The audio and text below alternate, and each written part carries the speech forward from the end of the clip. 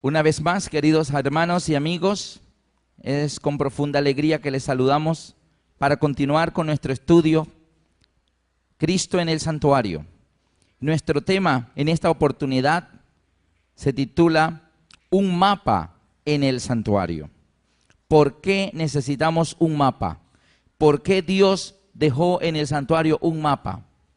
Como hemos estudiado en temas anteriores, los seres humanos fuimos creados para vivir en la presencia de Dios, originalmente en el Edén.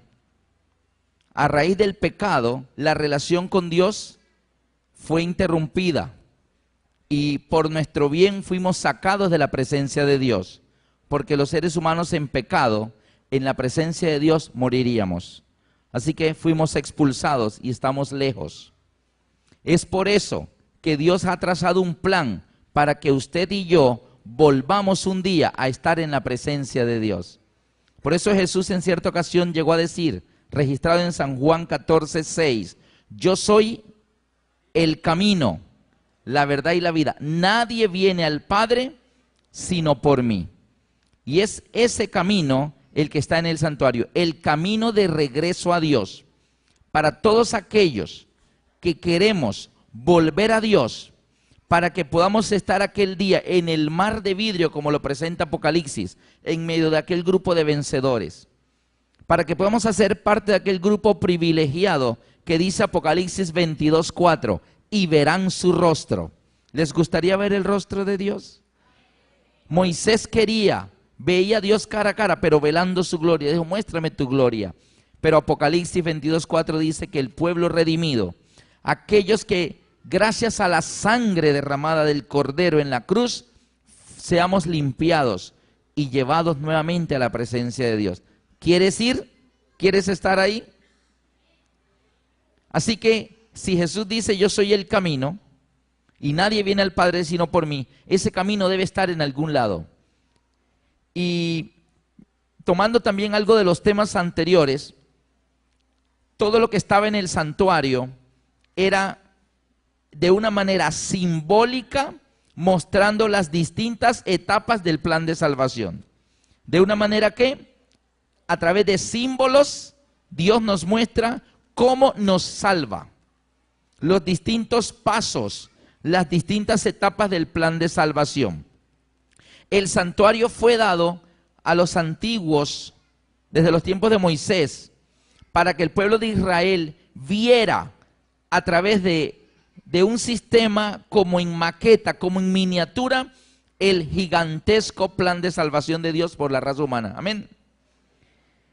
Y es así como podemos ver entonces que los muebles que estaban en el atrio exterior, que eran ¿cuáles? Eran dos: el altar de sacrificios o altar de holocaustos y la mesa, la fuente de agua, la fuente de bronce.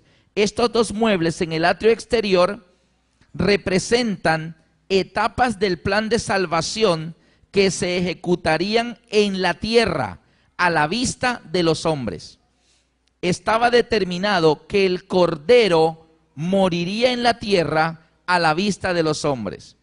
Ahí estaba el altar de sacrificios y en el atrio exterior entraban las personas, todos los que querían podían entrar y miraban cómo ponían la mano sobre el corderito, confesaban sus pecados, luego lo ataban, lo ponían sobre el altar y el cordero moría.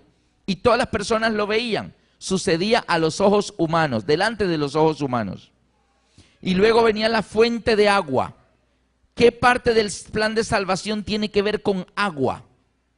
Aparte de necesitar que el Cordero muriera por nosotros, que el Cordero derrame su sangre por nosotros y que nosotros creamos en ese sacrificio, ¿qué más se necesita dentro del plan de salvación después de aceptar la muerte del Cordero? Y tiene que ver con agua, porque después del altar de sacrificio seguía la fuente de agua. ¿Cuál es esa parte? Que también se hace en la tierra a la vista de los hombres. ¿Y cuál es esa parte? El bautismo. Ahí se puede decir, el que creyere en el Cordero y fuere bautizado será ¿qué? Salvo. Y esos dos muebles estaban exactamente en el atrio exterior, allí a la vista de los hombres. Representan eventos del plan de salvación que se ejecutarían ¿dónde? En la tierra, a la vista de los hombres. Pero luego ya en el interior del tabernáculo en sí, ya la parte del lugar santo y lugar santísimo, cuando el sacerdote ingresaba llevando esa sangre para asperjarla en el velo, ya una vez que traspasaba ese velo de esas columnas, ya las personas que daban en el atrio no veían lo que sucedía allá adentro. Eso ya no sucedía a la vista de los hombres. Lo que quiere decir que los muebles que están en el lugar santo y en el lugar santísimo, donde todo era de oro, no representan etapas del plan de salvación que no sucederían a la vista de los hombres.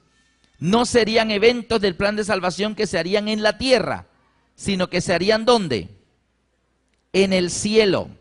Es por eso que las paredes del lugar santo y lugar santísimo estaban conformadas por tablillas de madera de acacia cubiertas de oro, pero en ellas estaban esculpidos, en cada una de ellas, ángeles, ángeles, ángeles, ángeles, ángeles. Lo que quiere decir que el sacerdote, cuando ministraba afuera en el atrio, sacrificando el cordero y luego lavándose en el agua, a la vista de los hombres, eventos del plan de salvación en la tierra. Luego tomaba esa sangre e ingresaba al lugar santo. Ya no miraba para los lados y ya no veía personas. ¿Qué era lo que miraba? Si miraba hacia la derecha, ¿qué veía en las tablillas de oro? Ángeles. Si miraba a la izquierda, ¿qué miraba? Ángeles. Si miraba hacia el frente en el velo, querubines. En el lugar santísimo, en las tablillas de las paredes, ángeles. Sobre el arca, querubines. Significaba eventos que se harían en el plan de salvación en el cielo a la vista de los ángeles. Es por eso que Jesús se bautiza en la tierra y muere en la cruz en la tierra a la vista de los hombres, pero ascendió al cielo, se sentó a la diestra del Padre y ha estado ministrando desde que ascendió como nuestro sacerdote en el santuario celestial a la vista de los ángeles, pero no ángeles de oro, sino ángeles ¿qué? Reales, los verdaderos en el cielo. Es decir, en resumen, los muebles del atrio, eventos del plan de salvación en la tierra a la vista de los hombres. Muebles del lugar santo y del lugar santísimo, eventos del plan de salvación, etapas que se realizarían en el cielo a la vista de los ángeles, pero que en este momento se están realizando. Es por eso que el apóstol San Pablo, en el libro de Hebreos, en el capítulo 8, versículos 1 y 2, él le explica al pueblo de Israel, a los propios hebreos que tenían un poquito de confusión respecto al tema del santuario, porque los israelitas, acuérdense que entre piedras y cordero, ellos eligieron poner su atención ¿en qué? En las piedras, en ese templo hermoso de Jerusalén, y perdieron de vista al cordero, que es el Salvador. Entonces, Cristo muere, resucita, asciende al cielo. Ya no se necesitan más los símbolos, porque desde la cruz del Calvario para acá ya no se necesitaban más símbolos. Ahora las realidades. Ya no se necesitaba más que murieran corderitos todos los días para que derramaran la sangre y el derramamiento de esa sangre se les hiciera remisión. Ahora la verdadera sangre del verdadero cordero, que es el Hijo de Dios, aquel que fue señalado por Juan el Bautista cuando dijo: he aquí el Cordero de Dios que quita el pecado del mundo. Él es el verdadero cordero. Cuando Él muere en la cruz, no se necesitaron más corderos. El verdadero cordero ya había sido sacrificado. Así que todo el sistema simbólico quedó ¿qué? Abolido. No más templo terrenal. Ahora todo se comenzaría a realizar en la realidad. Cristo había sido bautizado en la realidad en el Jordán. Juan el Bautista había estado predicando el bautismo en el Jordán para arrepentimiento de los pecados. Y el verdadero Cordero ya había muerto en la cruz del Calvario. Así que esas etapas del plan de salvación se acababan de ejecutar en la realidad, así que no más necesitaban las cosas del atrio. Y ascendió al cielo y comenzó a ministrar allá en el santuario celestial. Y es lo que dice Pablo en Hebreos 8, 1 y 2. Dice: ahora bien, el punto principal de lo que venimos diciendo es que tenemos tal sumo sacerdote, el cual se sentó a la diestra del trono de la majestad en los cielos, ministro del santuario y de aquel verdadero tabernáculo que levantó el Señor y no el hombre. Es decir, los hebreos, los israelitas, seguían pendientes de los ministerios de Anás y Caifás. Y Pablo dice, ya no más somos sacerdotes terrenales, tenemos ahora un mejor sacerdote, el propio Hijo de Dios. Y el sacerdote terrenal, entra al lugar santísimo donde está el arca que representa el trono de Dios.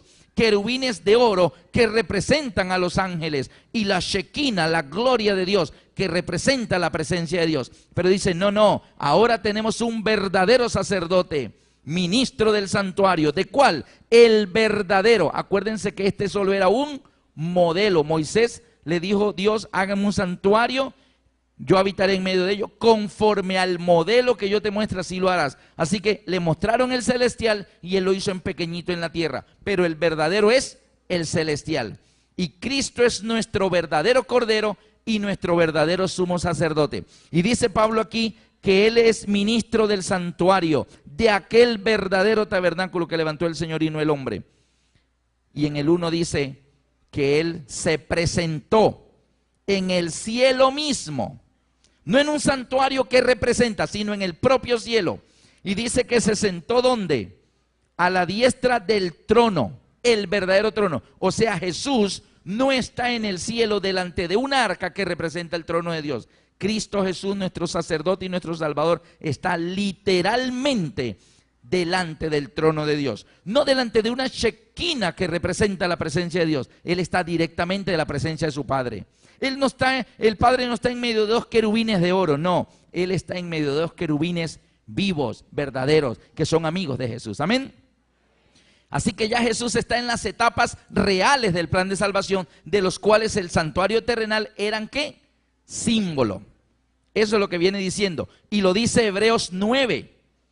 Hebreos 9:1 dice, ahora bien, el primer pacto tenía ordenanzas de culto y un santuario terrenal.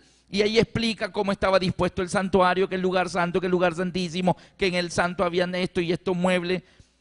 Pero me interesa ver por lo menos versículo 8, Hebreos 9, 8 y 9.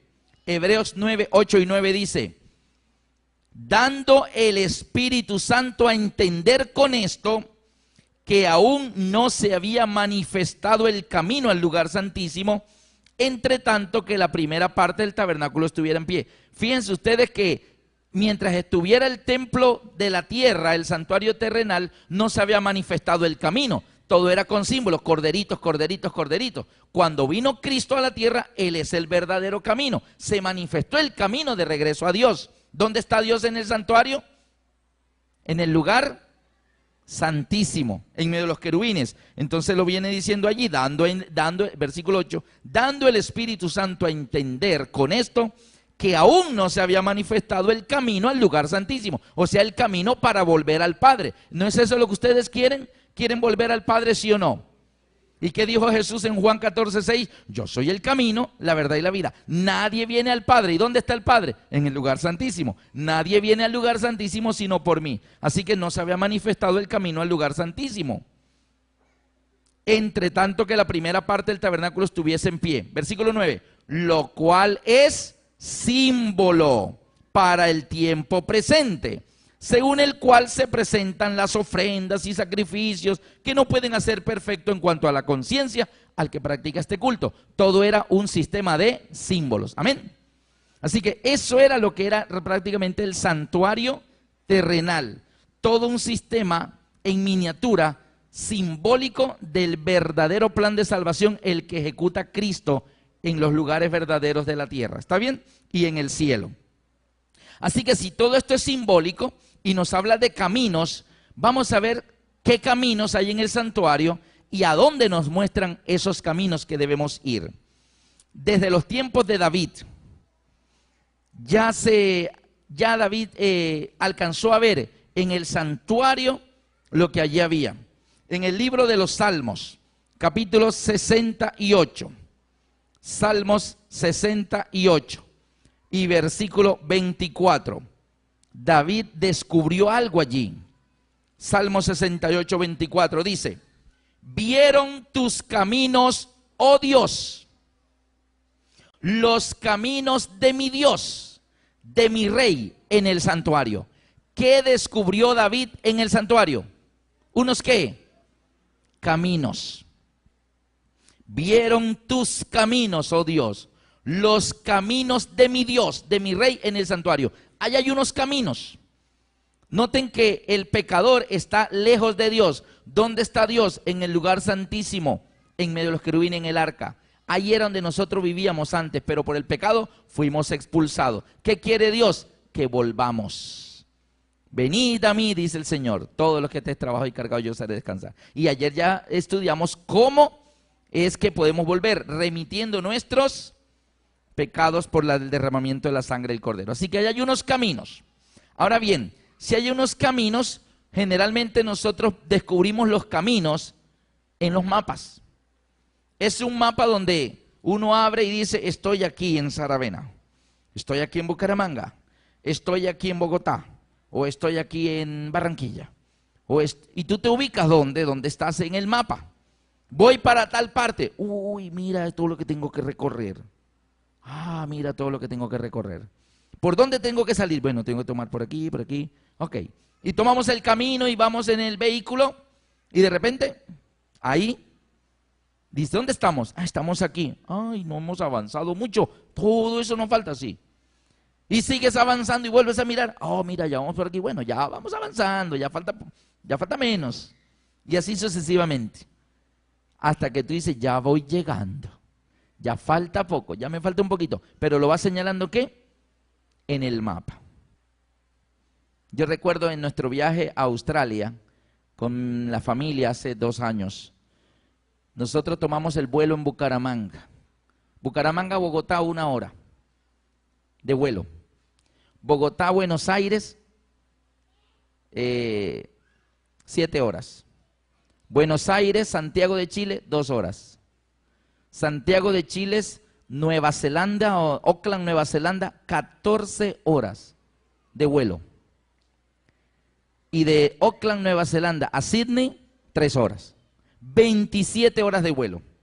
Llegamos, tomamos nuestro equipaje, tomamos un taxi, nos fuimos al aeropuerto en Bucaramanga, tomamos el avión que nos llevó a Bogotá. Y mis niñas iban emocionadísimas. Y después de 1 hora de vuelo, aterrizamos en Bogotá y no habíamos bajado del avión y me dice mi hija menor, Laurita, papi, ¿ya llegamos a Australia? Le dije, nena, no vamos ni por el arranque. Pero ya llevamos 1 hora. Sí, pero son 27 horas, sin meter los tiempos de espera en los aeropuertos. Así que el mapa nos indicaba que, ¿qué pasaba? Que todavía faltaba mucho. Los mapas nos muestran qué tan avanzado estamos, cuánto hemos recorrido, cuánto nos falta. Esos son los mapas. Y en el santuario hay un mapa. Y en esta oportunidad, al terminar este tema, cada uno de ustedes va a saber dónde está en el mapa de la salvación. ¿Qué tanto ha recorrido? Si no va ni por el arranque o ya va llegando. Cada uno lo va a saber. ¿Dónde está ese mapa? Vamos a ver qué quiere Dios que estudiemos del santuario. ¿Qué es lo que Él quiere que estudiemos? Vamos a abrir nuestra Biblia en el libro de Ezequiel, capítulo 43. Ezequiel, capítulo 43.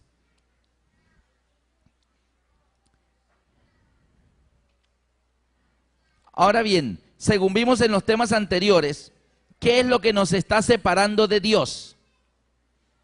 ¿Qué es lo que nos separa de Dios? ¿Se acuerdan en el proceso que estudiamos ayer de la sangre del cordero que iba al altar, a los cuernos, luego al velo?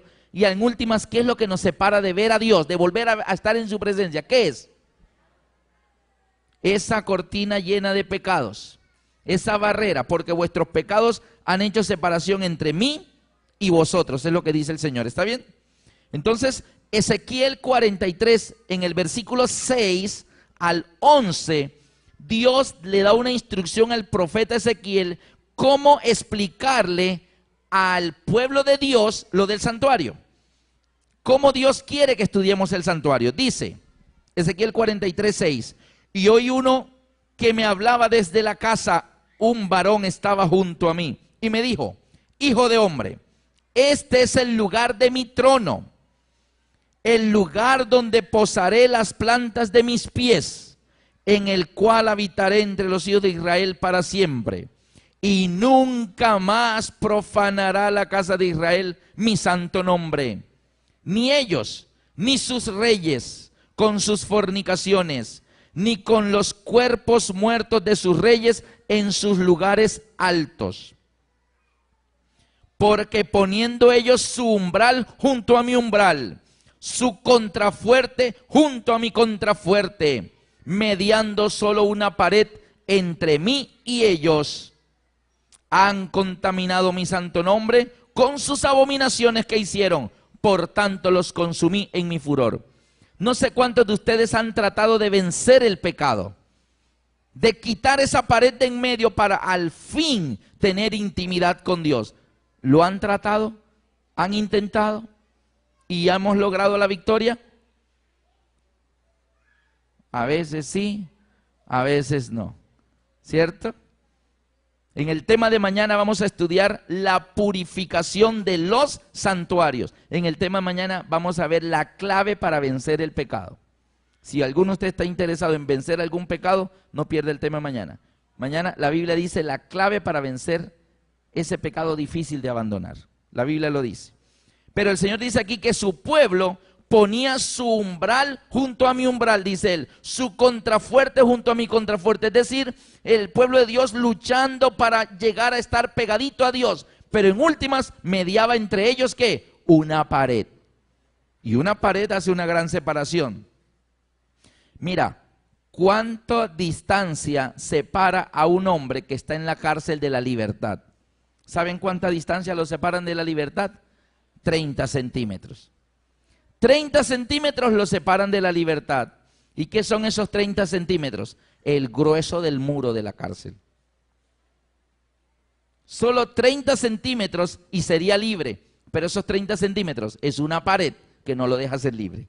Así que el Señor dice, mi pueblo quiere, viene, pone su umbral junto a mi umbral, su contrafuerte junto a mi contrafuerte. Están luchando por salir y venirse conmigo, pero ahí está la pared que no lo deja pasar.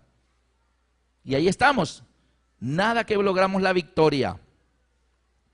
Entonces no vencemos y dice el Señor, tendré que consumirlos en mi furor porque siguen en pecado. Entonces el Señor da la solución. Versículo 9. Ahora, versículo 9, Ezequiel 43, 9 en adelante. Ahora arrojarán lejos de mí sus fornicaciones y los cuerpos muertos de sus reyes y habitaré en medio de ellos para siempre. ¿Qué es lo que Dios está esperando para habitar entre nosotros para siempre? Que usted y yo, querido amigo, arrojemos lejos nuestras fornicaciones y los cuerpos muertos de nuestros reyes. ¿Cuáles son esos reyes? Que Él quiere que mueran y que botemos lejos sus cuerpos muertos. ¿Qué dice la Biblia? Que quién es el que reina en nosotros y que Dios dice, ya no reine más en ustedes. Ese rey es el que Dios quiere que muera y que nosotros botemos lejos el cuerpo muerto de esos reyes. ¿Quiénes son? Lo dice el libro de Romanos 6, 12 al 14. Y volvemos a Ezequiel 43. No lo pierdan. Vamos a Romanos 6 y volvemos a Ezequiel 43.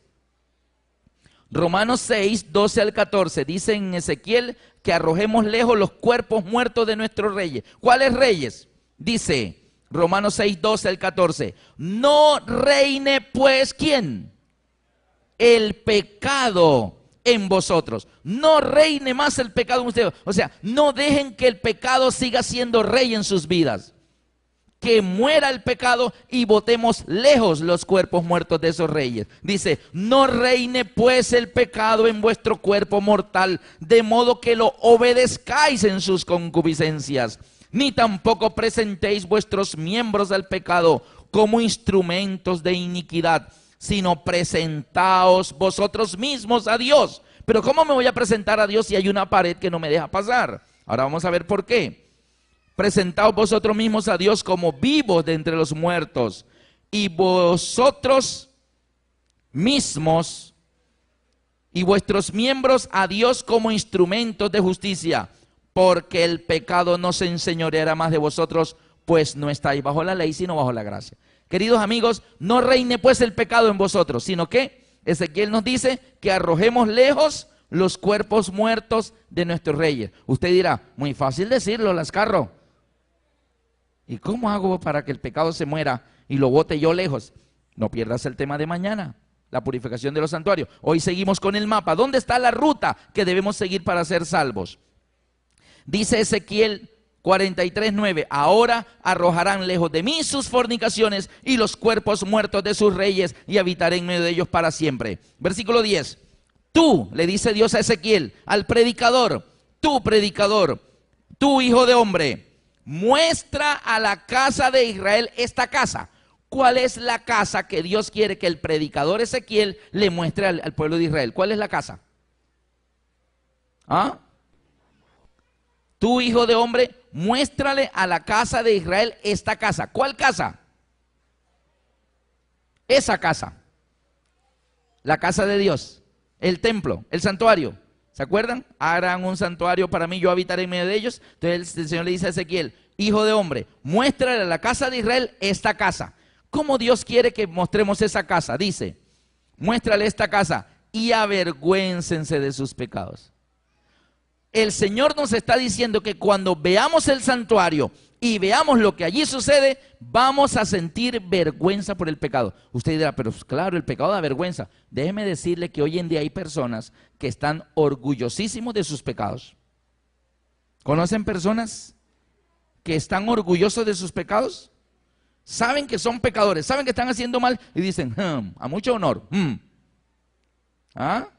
Muy orgullosos de lo que están haciendo, se sienten enorgullecidos, ¿verdad? Dice, y avergüencen de sus pecados y midan el diseño de ella, mídanlo.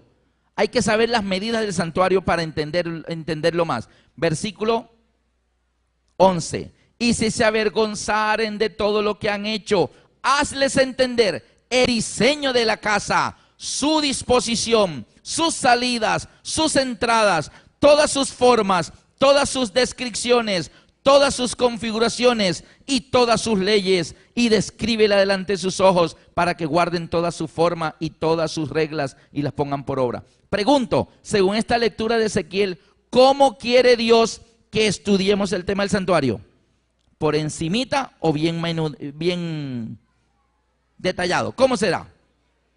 Miran el diseño de ella, sus entradas, sus salidas, sus configuraciones, su disposición, sus leyes, todo. O sea, Dios quiere que hagamos un estudio del santuario detallado. Y dice que allí encontraremos muchas respuestas. Entonces, si esto es así, veamos ahora sí dónde está ese mapa, dónde están esos caminos que dice allí David, que vio los caminos de Dios, de su rey en el santuario.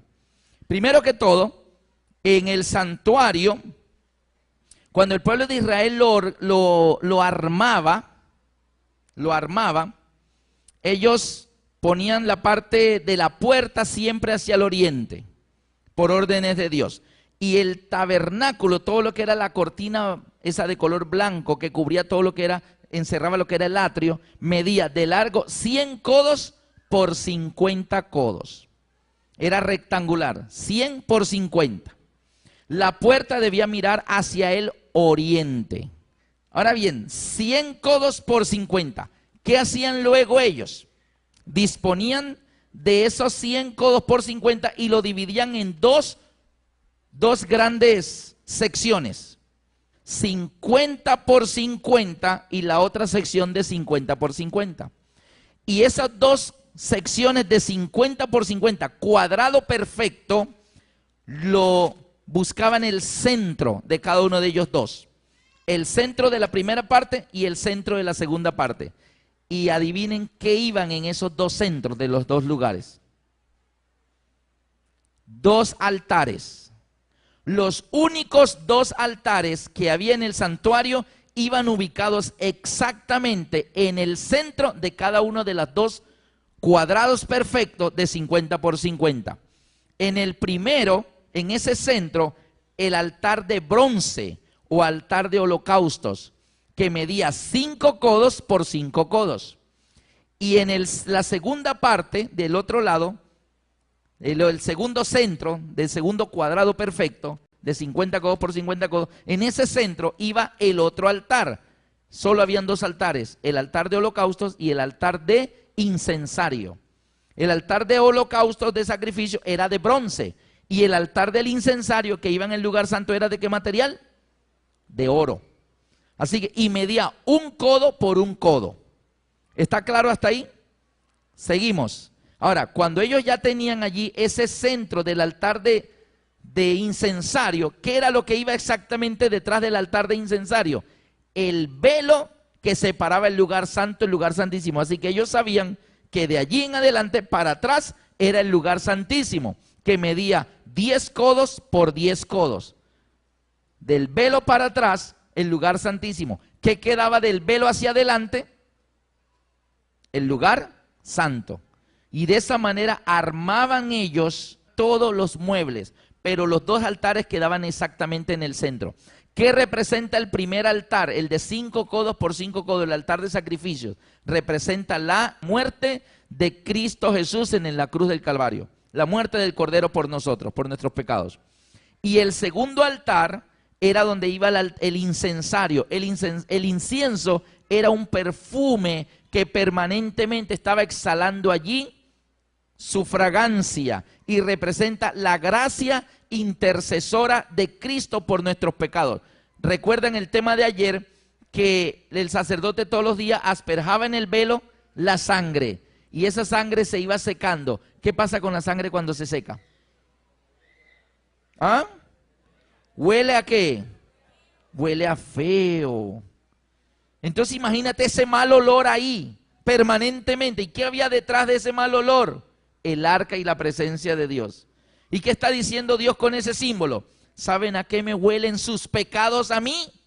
Una mentirita piadosa. Guácala.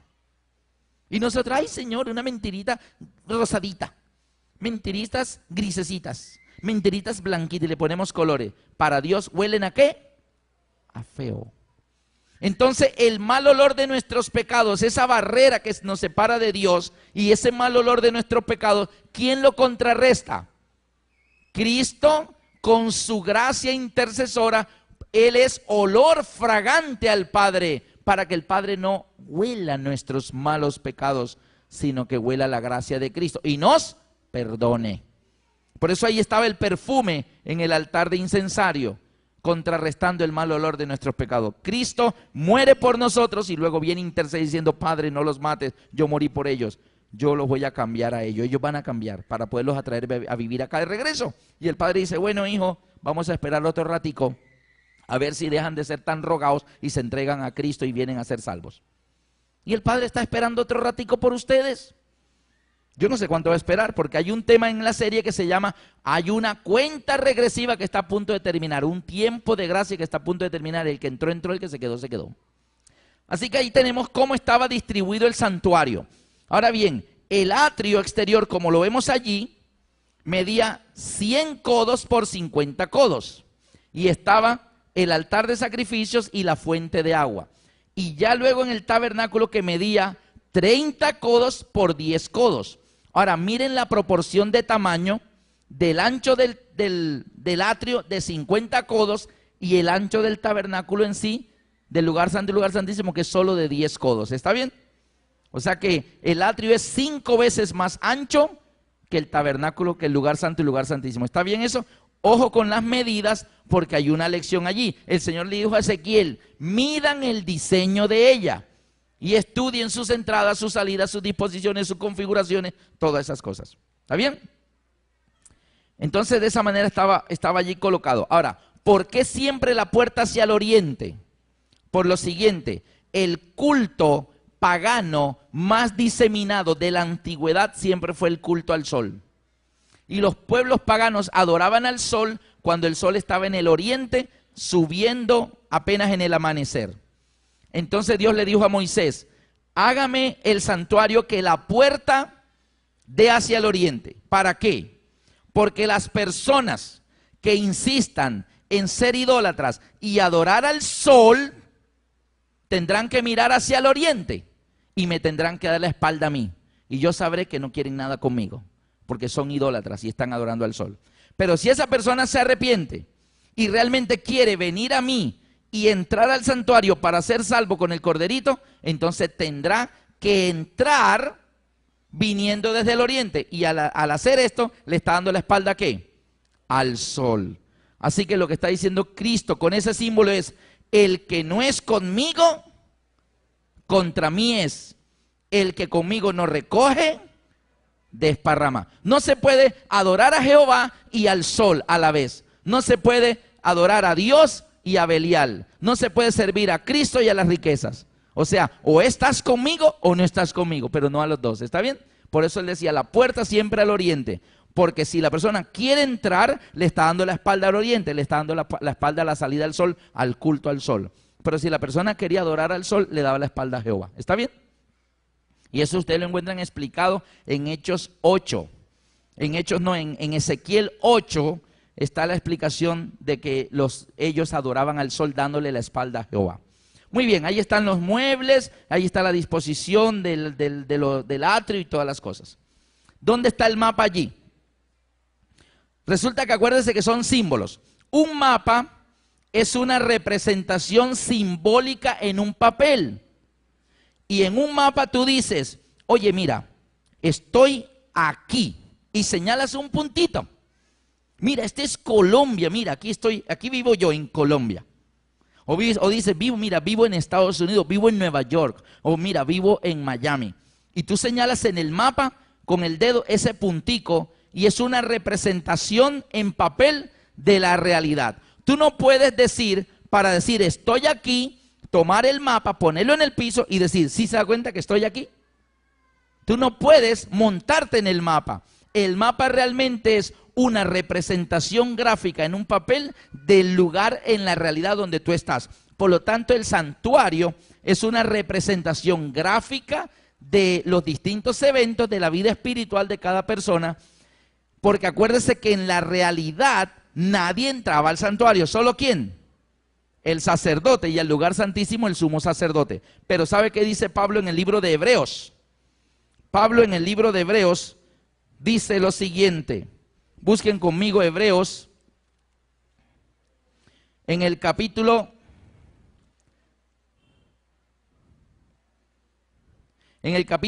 10. Hebreos 10, 17 en adelante. Hebreos 10, 17 en adelante dice, y añade, y nunca más me acordaré de sus pecados y transgresiones, pues donde hay remisión de estos, ya no se necesitan más ofrendas del pecado. Eso lo entendimos. Versículo 19. Así que, hermanos, teniendo libertad para entrar en el lugar santísimo por la sangre de Jesucristo. ¿Cómo así que tenemos libertad para entrar al lugar santísimo? No que el único que podía entrar al lugar santísimo era el sumo sacerdote, pero Pablo está diciendo que con la muerte de Cristo, ustedes y yo ahora tenemos que libertad de entrar al lugar santísimo. Lo que Pablo está diciendo es que aprendamos a vivir en la realidad lo que los símbolos del santuario nos muestran, para que tú comiences a volver a Dios y un día puedas volver a estar ¿dónde? En la misma presencia de Dios. Y se cumple en ti Apocalipsis 22, 4 que dice, y verán su rostro y su nombre estará en su frente. ¿Quieren ir? O lo van a pensar, ir donde Dios, vele la cara. Tengo que dejar de ver la novela. Y tengo que dejar de trabajar en sábado para ver a Dios. Y tengo que dejar la mujer esa que tengo que no es mi esposa. Ay, no, que complique. Eso es pecado. Y en la presencia de Dios no hay pecado. ¿Está bien? Así que si quieres volver a Dios, mira cómo es. Teniendo libertad para entrar en el lugar santísimo. ¿Cómo es esto? Vamos a ver los símbolos para el mapa. A ver, si yo estoy acá en el mundo, lejos de Dios, ¿dónde está Dios? Allá en el arca, el cuadrito verde. Allá el arca, la presencia de Dios, allá donde está Dios y todo. Yo estoy acá lejos en el mundo, lejos de Dios. Pero yo comienzo a sentir el deseo de entregarle mi vida a Dios. ¿Qué es lo primero que tiene que hacer una persona que quiere volver a Dios? ¿Comenzar a qué? A caminar y entrar, por lo menos al atrio. Estoy hablando del mapa, no de una entrada literal que tú entras al atrio, ¿no? Estamos hablando de que ahí, eso es un mapa ¿Y qué representa el altar de sacrificios? ¿La muerte de quién? De Cristo Jesús. ¿Qué es lo primero que tiene que aceptar una persona que quiere volver a Dios? El sacrificio de Cristo. Es aceptar a Cristo Jesús como su Salvador personal. Es lo primerito. Yo no sé si ustedes ya lo hicieron. Y yo sé que es difícil. Y da miedo. Yo recuerdo cuando a mí me sucedió. Yo estaba todavía en mi colegio. Ese año me graduaba en el último grado de bachillerato. Y en mi colegio, en el bachillerato, éramos más o menos unos 1000 estudiantes. De cada grado habían 5 cursos, A, B, C, D, E. Y cada uno de 40 estudiantes. Así que de primero bachillerato éramos 200. De segundo bachillerato otros 200. De tercero bachillerato éramos otros 200. Y ya van 600. Luego de cuarto bachillerato, otros 200. Y ya quinto y sexto solo eran 4, A, B, C, D, I, E, o sea que eran 160. Así que era un colegio bastante grande. Era un colegio presbiteriano, el Colegio Americano de Barranquilla. Allí comencé a estudiar la Biblia. El libro de texto de la clase de religión, la Biblia. Bueno, yo llevaba la Biblia en mi morral. Oye, los días que tocaba religión, el morral pesaba más. Tenía que echar 66 libros adicionales a mi morral. Y bueno, y todos los años en el colegio nos hacían la semana de énfasis espiritual. Todos los años. Y ese auditorio tan lleno, pero aprovechamos para hacer desorden. Y los profesores no daban abasto para cuidar a 800, 900 mil estudiantes. Y hacíamos mucho desorden. Tirábamos avioncitos por el auditorio y todo el mundo mirando dónde iba a aterrizar el avioncito. Y el pastor allá predicando y nosotros no poníamos cuidado. Pero llegó el grado 11, lo que hoy se llama grado 11. Y yo entré al auditorio y ese año dijeron los más grandes son los que se están portando más mal. Así que los de último grado vengan para acá y nos pusieron en las primeras filas. Yo estaba como en la tercera fila de aquel lado. Y a los menores, así que los más pequeñitos los pusieron atrás porque esos sí se portaban bien. No habían aprendido a portarse mal todavía. Y entonces, yo no sé por qué, yo creo que fue Dios, el Espíritu Santo, que me hizo sentir algo. Y es que yo comencé a mirar y yo dije, oye, estamos en agosto. Recuerdo que era agosto. No sé qué día, pero era agosto. Y yo sentí, me gradúo en 3 meses, septiembre, octubre, noviembre. Me gradúo en 90 días. He estado en este colegio por 8 años. Todos los años ese señor se para al frente y habla de la Biblia. Y yo no le he puesto cuidado qué es lo que dice. Me gradúo en 90 días y me voy a ir del colegio sin saber lo que dice. Este año voy a poner cuidado. Y me lo propuse. No me voy a distraer, voy a poner cuidado. Así que mis compañeros, mira que esto, que vamos a jugar a esto. Y yo, ahora. Y yo me puse a poner atención allí, como a la tercera sección de lunes, martes, como el miércoles de la semana de oración del colegio. Yo me consideraba cristiano. Yo era cristiano, yo creo en Dios. Y el pastor, recuerdo su nombre, Roberto Argel, gran amigo, dijo desde la tarima del auditorio del Colegio Americano: ¿cuántos jóvenes en este lugar son de Cristo? A ver, levanten la mano los que son de Cristo. Y yo iba a levantar la mano, pero en ese momento pensé, mis compañeros me la montan. No, yo no alzo la mano, después me la montan. Ay, aleluya, me van a decir así. Y yo bajé la mano y el pastor, a ver cuántos jóvenes valientes quieren decir yo soy de Cristo. Y yo, yo soy de Cristo, Señor, tú sabes, pero yo no voy a poner a levantar la mano aquí. Y el pastor terminó de preguntar y siguió predicando y llegó a mi mente, el Espíritu Santo ahí llamándome, me hizo sentir que lo había negado. Y yo comencé a sentir, negué a Jesús, claro. Igual que Pedro, yo no lo conozco, yo no sé quién es ese señor. Jesús, por ahí lo debo nombrar, pero yo no sé quién es él. Así que yo dije, lo negué como Pedro, Señor, perdóname. Y le comencé a pedir a Dios perdón porque lo había negado. Y a mi mente llegaba aquel versículo de, el que me negare delante de los hombres, yo también lo negaré delante de mi Padre y delante de los ángeles. Uy, Dios mío, me va a negar el Señor allá arriba. No, Señor, yo soy tuyo. Pregunta otra vez, pregunta para que veas que esta vez se alza la mano. Voy a ser valiente, que hablen lo que quieran. Pero en último yo decía, los que se van a dar cuenta que yo tengo la mano alzada son este grupito de por aquí. Esos de allá atrás van a ver la mano alzada, no van a saber de quién es.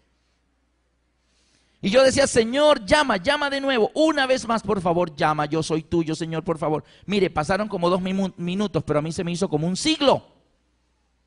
Y yo no hallaba que el pastor, por favor, pues, Señor, llama de nuevo, yo voy a levantar la mano. Y efectivamente el pastor dijo, voy a llamar una vez más. Yo me puse feliz, ay, gracias Señor por llamar, yo soy tuyo, tú sabes que yo soy tuyo. Yo soy un hijo de Dios, yo soy cristiano. Y el pastor dijo, ¿cuántos jóvenes aquí son cristianos? A ver. Y yo iba a levantar la mano así cuando el pastor dijo, colóquense de pie. Y yo, uy, ¿de pie? No, Señor, la mano, la mano. Era decir, sí o no aceptas a Cristo como tu Salvador personal. ¿En qué lugar del mapa estaba yo ese día de agosto del 77? Allí, exactamente, en el mapa de la salvación. Yo estaba allí, delante del altar del Cordero. ¿Lo acepto o no lo acepto? ¿Acepto su sangre por mis pecados o no lo acepto? ¿Me da pena delante de los demás? ¿Me da vergüenza que los demás vean que yo acepto la sangre del Cordero? Y entonces yo le había pedido al Señor que me diera otra oportunidad y el Señor me la estaba dando. Así que yo dudé, pero yo dije, no, ahí el todo por el todo. Que se burlen si se quieren burlar, soy de Cristo. Y me coloqué de pie. Y efectivamente, todos los compañeros del grupo de los alrededores comenzaron, ¡hey, miren a las carros! Se puso de pie, siéntenlo, jálenlo. Y me jalaban por los pantalones así. Y yo con las piernas bien firmes. Y entonces el pastor dijo, bueno, estos jóvenes valientes. Yo no miraba para atrás. Se sentía en ese auditorio un murmullo así. Todos comentando, míralo, señalándose. Y yo no miraba, pero yo decía, Dios mío. Pero cuando el pastor dijo, estos jóvenes valientes, hubo un descanso. Bueno, por lo menos no soy el único. Hay otros. El pastor dijo, estos jóvenes valientes que están de pie, les voy a pedir que vengan aquí adelante. Y yo, ¿qué? No, Señor, era la mano nomás. Y ahora hay que ir allá. Pero dije, me siento. Y pasó por la mente así, sentarme. Pero ¿sabe qué? Vino a mi mente otro versículo. El colegio me enseñó muchos versículos. El que pone la mano en el arado y retrocede no es digno de mí. No, ya la puse, voy para adelante. Así que comencé a tratar de salir de la fila y mis compañeros ponían los pies así. Y no me dejaban salir. Así que tuve que empujar muy fuerte y salí. Y llegué aquí adelante, yo tenía los zapatos del pastor aquí, yo miraba nomás hacia arriba, hacia el pastor. Miré para un lado, 2. Miré para este lado, 1. 4 nomás, en casi 1000 estudiantes. 4 nomás. Y el pastor dijo, estos 4 jóvenes valientes que están aquí al frente, les voy a pedir que miren hacia sus compañeros. Y nos hace voltear. Pero ¿cómo así, Señor? Era la mano nomás. Y nos hizo dar la vuelta y cuando giramos y yo miré a mi grupo, allí estaban, me hacen así. Para ellos era un juego, pero para mí era bien serio. En ese momento de agosto del año 77, en el auditorio de mi colegio en Barranquilla, yo acepté a Jesús como mi Salvador personal, en serio, delante de 1000 compañeros. Duélale a quien le duela, búrlese el que se quiera burlar, soy de Cristo y qué. Claro que después comencé a ir a la iglesia. Para aprender, me regalaron una Biblia. Y yo salía los martes con mi Biblia. Y yo iba ese martes a salir de mi casa y me asomé por la ventana de mi casa y ahí estaban todos los amigos de la cuadra sentados enfrente. Y donde me vean con la Biblia, tras de los del colegio molestándome, ahora los vecinos también. Así que me devolví y le dije, mamá, ¿tienes una bolsa? Y mi mamá me dijo, sí, aquí está. Y me dio una bolsa de plástico transparente. Y dije, no, de papel. Ah, bueno, me la dio. Metí la Biblia en la bolsa y salí. Hola, oye, ven para acá. No, tengo una reunión. Y me fui para la iglesia. Y cuando iba por la esquina, negué a Jesús. Lo negué. Otra vez negando al Señor que no me vean con la Biblia. A la siguiente reunión del siguiente martes, tomé la Biblia y me asomé. Y ahí estaban sentados todos sin hacer nada. Y dije, esta vez no pediré la bolsa. Soy valiente, soy de Cristo y qué. Así que abrí la puerta y salí. Hola. ¿Qué hubo, Alberto? ¿Qué más? Bien. No, oye, ven. No, voy por una reunión. Así que mientras iba girando, la Biblia también iba girando y me fui por la esquina. Cuando llegué a la esquina, negué a Jesús otra vez. Lo negué. Y el tercer martes salí con la Biblia, ya no con bolsa. No quiero negar más a Jesús. Soy de Jesús y punto. Tomé mi decisión. Y salí con ella a Biblia. Y lo primero que me dijeron mis amigos fue, ¿qué llevas en la mano? No me digas que es una Biblia. Ah, sí, una Biblia, mira. No me digas que te metiste aleluya. Bueno, sí, me metí aleluya. ¿Y qué? Y el corazón se me quería salir, me ponía frío, caliente, las piernas me temblaban, pero dije, sí, ¿qué?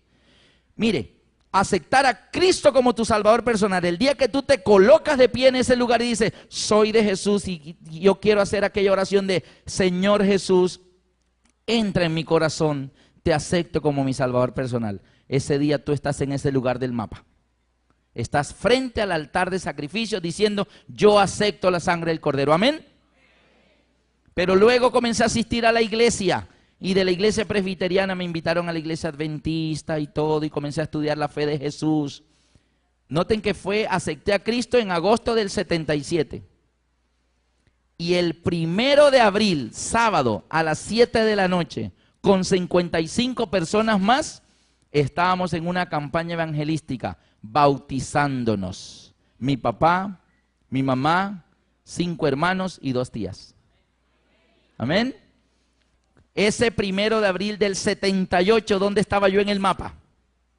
¿En qué parte? Había avanzado, ahora estaba en la fuente. Allí, la azulita, la fuente de agua, estaba bautizándome. Allí se cumple en el mapa de el que creyere la muerte del Cordero y fuere bautizado, ¿va para dónde? Allá adentro, al lugar santo. El que creyere y fuere bautizado será salvo. Ahí está. Pero si una persona llega y no acepta a Cristo como su Salvador, el que no creyere será ¿qué? Condenado y va para afuera, rebota como la pelotica. ¿Está bien? ¿Hay un mapa en el santuario, sí o no? Ok, ahora bien, el que creyere, yo creí en agosto del 77, y fuere bautizado, 1 de abril del 78, salvo. Y desde entonces comencé a estar en la iglesia. Ahora bien, ya entré al lugar santo en el mapa, no en la realidad porque el santuario son símbolos, pero me está mostrando el camino. Y una vez que tú te bautizas, ahora entras al lugar santo y por algo es santo. Porque ahora eres un cristiano. ¿Y qué es un cristiano? Mas vosotros sois pueblo escogido, real sacerdocio, nación santa. Y ahora eres miembro de la iglesia porque aceptaste a Jesús, te bautizaste y estás allá. ¿Qué hacemos ahí ahora? Estamos en el lugar santo. Ahí estamos la gran mayoría. En el lugar santo estamos la gran mayoría. En el lugar santo del mapa. Estamos allí en el lugar donde está el candelabro, la mesa de los panes y el altar de incensario. Ahora bien, al estar allí, ¿qué hay en el lugar santo? ¿De qué privilegios gozamos? ¿Qué había alrededor de las paredes? Ángeles. Cuando eres miembro de iglesia, ¿te cuidan los ángeles, sí o no? Sí. ¿Hay alimento? ¿Hay alimento? Sí, está la mesa de los panes. Y entonces comenzamos a ser alimentados espiritualmente. Tienes el folleto de la escuela sabática, tienes la Biblia, tienes la clase de maestros, tienes las conferencias que vienen a dar a tu iglesia y aprendes de salud y aprendes de mayordomía y aprendes de hogar y familia y aprendes de Apocalipsis y aprendes de santuario. ¿Estás recibiendo qué? El alimento espiritual, el estudio devocional, la matutina, todo eso es alimento espiritual. Algunos están ahí pero tienen los alimentos y no quieren comer, están a dieta y no se alimentan. Pero hay que alimentarse porque ahí está el alimento. Entonces tenemos la protección de los ángeles, tenemos el alimento espiritual. ¿Qué más tenemos? El candelabro de 7 brazos, que representa al Espíritu Santo. Ese alimento espiritual solo puede nutrirnos con la dirección y la luz del Espíritu Santo en nuestra vida. Así que ahora que eres miembro de iglesia, tienes el Espíritu Santo. Acuérdate que en la promesa del bautismo que está en Hechos 2 dice: arrepentíos y bautícese cada uno de vosotros en el nombre de Jesucristo para perdón de los pecados y recibiréis ¿qué? El don del Espíritu Santo. Así que tenemos el don del Espíritu Santo, el alimento espiritual, la protección de los ángeles y está el altar de incensario. ¿Qué es el incensario? Es la intercesión de Cristo por ti, porque en el momento que te bautizaste, tu nombre fue inscrito ¿dónde? En el libro de la vida. Y comenzaste a remitir, así que el profesor está arreglando tu situación y te está cambiando para que seas salvo. ¿Está bien? Ahí lo tenemos. Ahora bien, mire todos los privilegios que tenemos al ser miembro de iglesia. La protección de los ángeles, el alimento espiritual, la luz del Espíritu Santo y la intercesión de Cristo por nosotros en el santuario celestial. Todo muy bien, pero ¿qué está también en el lugar santo? ¿Qué tenemos también allí?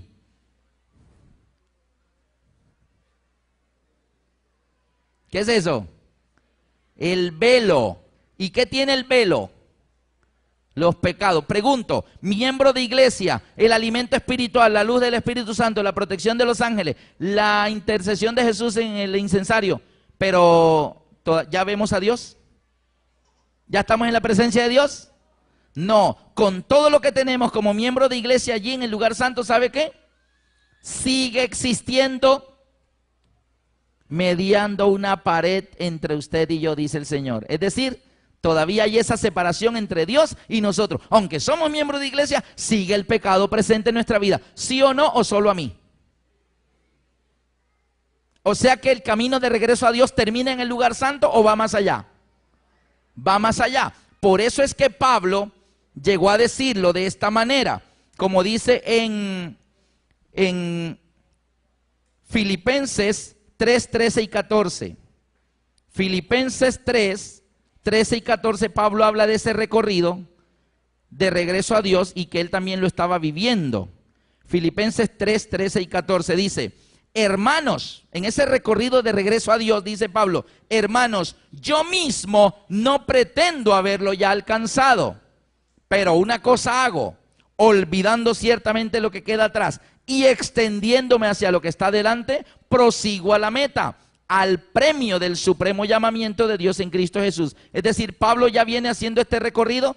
Pablo abandonó la vida farisea, Pablo aceptó a Cristo como su Salvador en el camino a Damasco. Pablo se bautizó 3 días después cuando Ananías lo visitó, se hizo miembro de iglesia y predicador. Y muchas veces luchó Pablo contra esa cortina cuando decía en Romanos 7, 14 al 25, el bien que quiero no hago, sino el mal que no quiero eso hago. Miserable de mí, ¿quién me librará de este cuerpo de muerte? O sea, era predicador, fundador de iglesias, hacía todo eso, pero seguía estando el pecado ahí. Él decía, quiero servir a Dios, pero con el cuerpo sirvo al pecado. Pero luego dice, mire, yo no pretendo ya haberlo alcanzado, pero voy para adelante. Una cosa hago, prosigo a la meta. ¿Cuál es la meta? La meta es llegar ¿a dónde? ¿Al lugar santo? Al lugar santísimo, porque ¿quién está allá esperándonos? Dios. Y el poder de Cristo. Por eso es que el Espíritu Santo, mírelo dónde está. El candelabro no estaba aquí. El candelabro no estaba en el atrio. El candelabro que representa el Espíritu Santo está allá en el lugar santo donde tú lo necesitas para vencer esa cortina de pecado y que puedas ir al otro lado. Pablo también lo expresó de esta manera en 2 de Timoteo 4, 7 y 8. Él logra la victoria al final. 2 de Timoteo 4, 7 y 8 dice: he peleado la buena batalla, he acabado la carrera. Pregunto, ¿Pablo llegó o no llegó? ¿Lo logró o no lo logró? Mañana van a ver cuál fue el secreto de Pablo. ¿Cómo logró llegar? Dice, he peleado la buena batalla, he acabado la carrera, he guardado la fe. Por lo demás me está guardada la corona de justicia, la cual me dará el Señor, juez justo, en aquel día, no solo a mí, sino también a todos los que aman su venida. ¿Quieren ir? Hermanos, Pablo pasó por ese camino, ¿está bien? Ok, ¿ya vimos el mapa? ¿Ya viste dónde estás tú parado? De pronto alguien dice, ay, yo todavía estoy, bueno, el hecho de venir a la iglesia ya como que estoy entrando, ya como que me estoy acercando al altar de sacrificio, pero ¿cómo es eso de aceptar a Cristo como Salvador personal? Explíqueme, ¿lo que tengo que hacer? Pues una oración, te arrodilla y dile, Jesús, te abro mi corazón, quiero que seas mi Salvador, ven a mi vida, sálvame, Señor. Estarás allí parado junto al altar de sacrificios. Ahora luego, ¿te vas a quedar allí o vas a sellar tu pacto con Dios? Acuérdate que lo que dice Marcos 16, 16, el que creyere y fuere bautizado será salvo. Algunos ya aceptaron a Cristo y están visitando, son simpatizantes de la iglesia, pero lo de bautizarse, ay, es que lo estoy pensando, es que eso es un paso muy serio. Todos los pasos son serios, pero hay que seguir, porque el pecado está acá, Dios está allá. Tú no puedes servir a Dios desde por acá en el mundo de pecado, ¿está bien? Ahí está, aceptar a Cristo, el que creyere fuere bautizado, ahí está el bautismo, salvo. ¿Ven ese muchacho que está aquí sentado como aburrido? Está así como pensativo. ¿Sí lo ven? Está lejos de Dios y dándole la espalda a Dios. Yo les dije una de las primeras noches que solo había 2 páginas en la Biblia donde no había santuario. ¿Cuáles eran? Primera y última. O sea que en cualquier pasaje de la Biblia tenemos que encontrar algo de santuario. Vamos a poner un ejemplo aprovechando este tema. Este muchacho es el hijo menor de un padre muy rico. Pero un día le dijo, Padre, no quiero vivir en tu presencia, dame la mitad de mis bienes que me voy. Y se fue al mundo, se fue lejos de su padre. Se llama el hijo pródigo. Gastó, perdió y ahora está solo y sufriendo hambre. El pecado le ha volteado tanto la mente que le parece deliciosa la comida de los cerdos. Pero estando allí dice, tantos jornaleros en la casa de mi padre. ¿Dónde está el padre del pródigo? Allá en el lugar santísimo. El padre representa a Dios. Y el padre es muy rico, sí, allá todo es de oro. Y él aquí alimentando cerdos. Qué triste es la vida lejos de Dios. ¿Para qué seguir acá?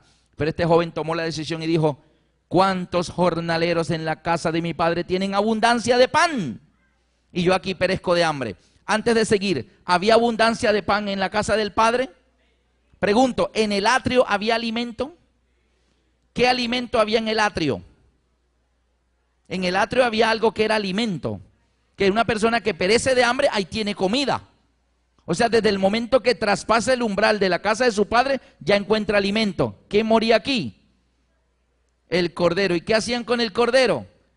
Comían la carne asada. Así que en el atrio había alimento. Abundancia. ¿Cuántos jornaleros en la casa de mi padre tienen alimento? ¿En el lugar santo había alimento?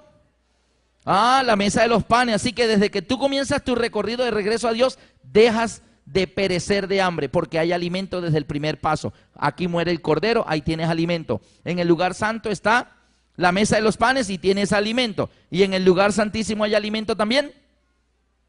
¿Dónde está el alimento en el lugar santísimo? Dentro del arca había una urna de oro que tenía ¿qué? Maná, pan del cielo. Así que sea en el atrio, en el lugar santo, en el lugar santísimo, hay alimento.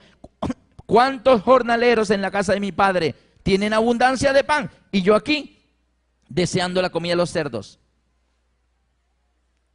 Perezco de hambre. Entonces él tomó la decisión, me levantaré e iré a mi padre y le diré, Padre, he pecado. ¿En qué parte del santuario se confesaban los pecados? A ver si en el pródigo tenemos el santuario. ¿En qué parte del santuario era que el pecador confesaba los pecados? En el atrio con el cordero que moría. Así que el joven dice la parábola que regresa y viene otra vez hacia su padre. Ahora nota que el padre está allá en el lugar santísimo. La parábola no dice que el joven llegó hasta allá, hasta donde estaba el padre, porque en el santuario así no funcionaba. Nadie se va solito hasta allá, hasta el lugar santísimo. El pecador solo llegaba ¿hasta dónde? Hasta el atrio, a donde está la muerte del cordero. Hasta ahí llegaba el pecador. Y por eso es que Jesús cuenta la parábola diciendo que el joven se levantó y vino de regreso a su padre. Y su padre, que está allá en el lugar santísimo, dice la Biblia, viéndolo aún de lejos. ¿Cuál era el mueble más lejano? El mueble más lejano al arca. El altar de sacrificio. Y el padre, viéndolo aún lejos, vino a recibirlo. Y noten que el encuentro del padre, que está en el lugar santísimo, con el pecador, no es en el lugar santísimo, sino aquí, lejos. Y allí se abrazan. Y es ahí donde el pecador llega con el cordero, pone sus pecados. Y entonces el joven le dice, Padre, he pecado contra el cielo y contra ti. No soy digno de ser llamado tu hijo. He pecado. Y si he pecado, merece la muerte. Pero el padre dice, no, tú no vas a morir. Te amo mucho. Levántate. Póngale el vestido nuevo, túnicas. Póngale calzado, anillo en su dedo. Y matad el becerro engordado. ¿Qué culpa tenía el becerro engordado de los pecados de este joven? Pero la salvación es por sustitución y el becerro engordado muere por él. Y entonces el padre lo entra. Ahora bien, eso está lleno de siervos allá, siervos del padre. ¿Ustedes creen que si ese joven pródigo entra solo a la hacienda, los siervos del padre lo hubieran dejado entrar? No. ¿Pero con quién entró? Entró con su padre. ¿Cuál de los siervos de la hacienda le iba a decir al joven, tú no puedes entrar aquí? Si iba con el propio padre. Queridos hermanos, nosotros podemos volver a Dios porque Cristo va con nosotros. Amén. Y Él es el que nos introduce allá a través de su sacrificio, la limpieza que hace nuestro pecado a través del agua y luego la purificación a través del fuego del Espíritu Santo. Amén. ¿Ya te diste cuenta dónde estás tú en el santuario? ¿Ya sabes dónde estás ubicado? Una cosita más, las medidas. Las medidas. Y esto lo van a decir ustedes. Miren las medidas. Cuando la persona vuelve, está acá lejos de Dios, se mueve en un mundo ¿qué? ¿Cómo son las medidas acá afuera? Anchísimas. Y una vez que él decide regresar y se encuentra aquí con el cordero, ahora se mueve en un lugar que es 50 codos de ancho por 100 de largo. Ya no es tan ancho como acá, acá era más ancho. Y aquí sigue siendo ancho, 50 por 100, pero ya no es tan ancho. Y una vez que acepta la muerte del cordero y se bautiza, ahora está en el lugar santo. ¿Y cómo son las medidas del lugar santo? 20 por 10. ¿Qué van notando con las medidas? Aquí era ancho. Aquí 100 por 50 y ahora va por allá 20 por 10. Y apenas pasa al lugar santísimo para vivir en la presencia del Padre, ¿cómo son las medidas? 10 por 10. ¿Qué notamos con las medidas? Que acá en el pecado, ¿cómo es? ¿Ah? Ancho. Y entre más cerca de Dios, ¿cómo es? Angosto. ¿Hay algún versículo que ustedes recuerden que hable de ancho y angosto? Oh, ya.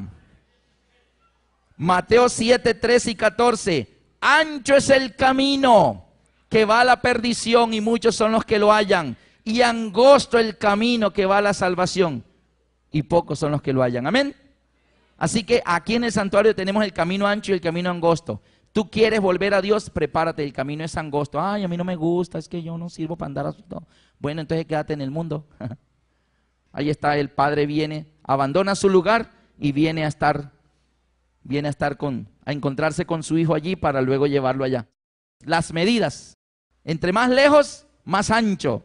Va de lo ancho a lo angosto, de lo ancho a lo angosto. 50 por 100, 20 por 10 y 10 por 10. ¿En qué lugar del mapa estás? No sé en qué lugar del mapa estás. El asunto es que donde estemos hay que ¿qué? Avanzar. Y yo voy a hacer lo que me hicieron a mí en el americano. ¿Cuántos de los que están aquí les gustaría esta noche sea el día en que tú digas, Señor, yo quiero estar en el altar de sacrificio, quiero iniciar mi regreso a Dios, no me quiero más quedar lejos de ti?